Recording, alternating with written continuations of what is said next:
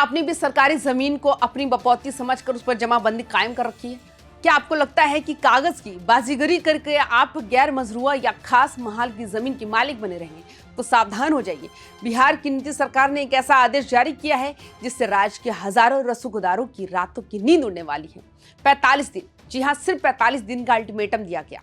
राजस्व विभाग के प्रधान सचिव सिंह के अनिल ने वो डेथ वारंट जारी कर दिया जो सरकारी जमीन पर बनी हर अवैध जमाबंदी को जड़ से मिटा देगा। आज की इस विशेष रिपोर्ट में हम आपको बताएंगे वो कौन सी 7 श्रेणियां हैं जिन पर सरकार का बुलडोजर चलने वाला है और क्यों इस बार अंचल अधिकारियों की गर्दन भी फंसने वाली है।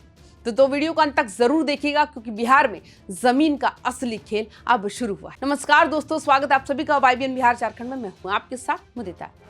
बिहार में भूमि विवाद और सरकारी जमीन पर अवैध कब्जे की जड़ें बहुत गहरी हैं, लेकिन अब सरकार ने इस कैंसर का इलाज करने की ठान ली है।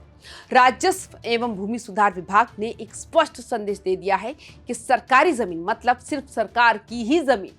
प्रधान सचिव ने सभी प्रमंडलीय आयुक्तों और जिलाधिकारियों को युद्ध स्तर पर अभियान चलाने का निर्देश दिया है। ये कोई सामान्य विभागीय जांच नहीं है, बल्कि एक क्लीन अप ड्राइव है जिसकी डेडलाइन 31 जनवरी 2026 तय की गई।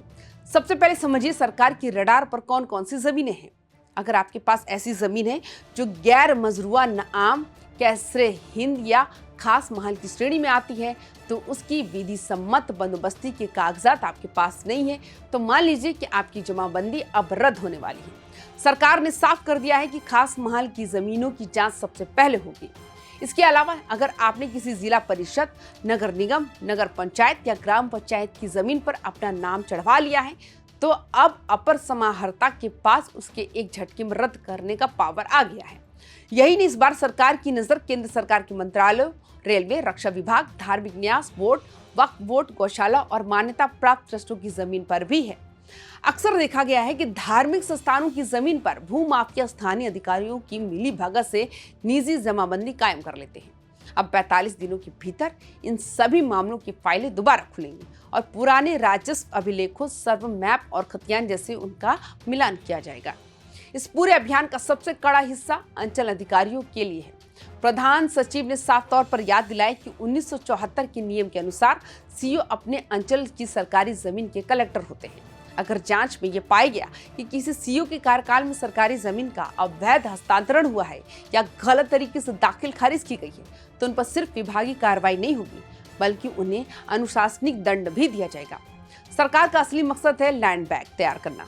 सर्वे के दौरान ये बात सामने आई है कि बिहार में अरबों की सरकारी जमीन निजी हाथों में है, जिससे विकास कार्यों के लिए जमीन मिलने में दिक्कत होती है। अब इन जमीनों को वापस लेकर एक डेटाबेस तैयार किया जाएगा ताकि भविष्य में स्कूल, अस्पताल और सड़कों के लिए जमीन की कमी ना हो। जिलाधिकारियों को इस अभियान का सुपरवाइजर बनाया गया। उन्हें स्पष्ट निर्देश है कि 31 जनवरी तक हर हाल में सूची तैयार कर एडीएम को सौंप दी जाए और अगले 45 दिनों में रद्दीकरण की प्रक्रिया पूरी की जाए। बिहार सरकार का ये कदम उन लोगों के लिए आखिरी चेतावनी है जो सालों से सरकारी संपत्ति को अपनी जागीर समझ रहे थे।